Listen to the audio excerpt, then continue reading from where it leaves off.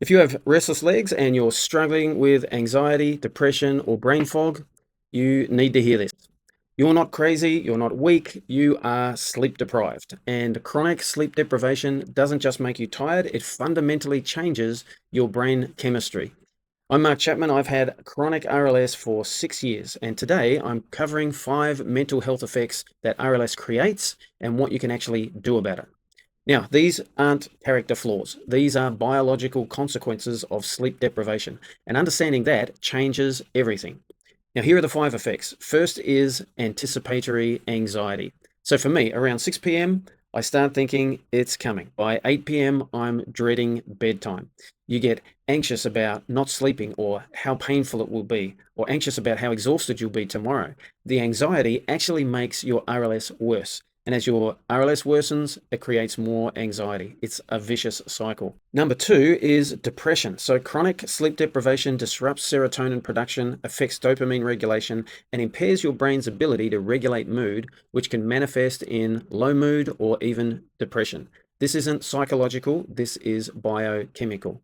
Number 3, brain fog. When you sleep, your brain consolidates memories and clears metabolic waste. Without it, cognitive function declines. You forget conversations, you can't focus at work, you read the same paragraph 5 times and still can't remember it.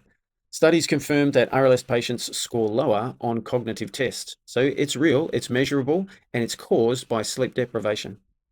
Number 4 is relationship strains. So maybe your partner doesn't understand why you're up at 2 a.m. You can't explain it properly to them.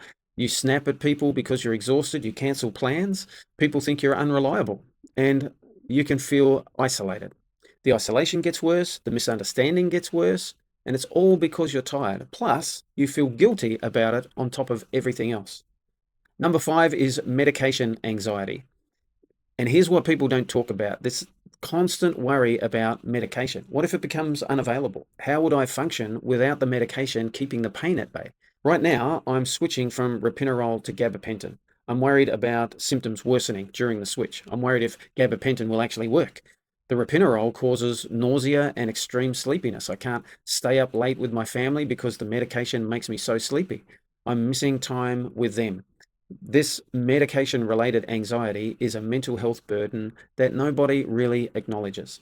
So what can you do? First, treat the RLS aggressively. Better RLS control means better sleep, means better mental health. Don't accept this is just how it is. You could see my video on augmentation that discusses different options you could discuss with your doctor. There's a link in the description about that. Second, talk to your doctor specifically about mental health symptoms, but make sure they understand the connection to sleep deprivation. If you need antidepressant medication, get good advice because some of them can worsen RLS. Third, give yourself grace.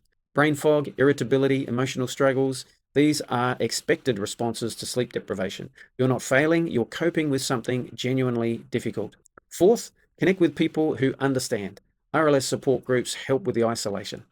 And lastly, on the good days, when you actually sleep, notice the difference. This reinforces your mental health struggles are sleep-related, not character flaws. The bottom line is that studies show RLS patients have significantly higher rates of anxiety and depression than the general population. But it's not because we're psychologically weaker. It's because sleep deprivation impacts mental health as well as your physical health. You deserve compassion from others and from yourself.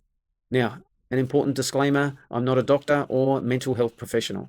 If you're experiencing severe depression or suicidal thoughts, please reach out to a healthcare provider immediately. This is about my experience and the research connecting RLS, sleep deprivation, and mental health. It's not intended as medical advice. If this resonated with you, please subscribe to the channel. I share honest content about managing RLS, including the parts that aren't easy to talk about and the parts that doctors don't share.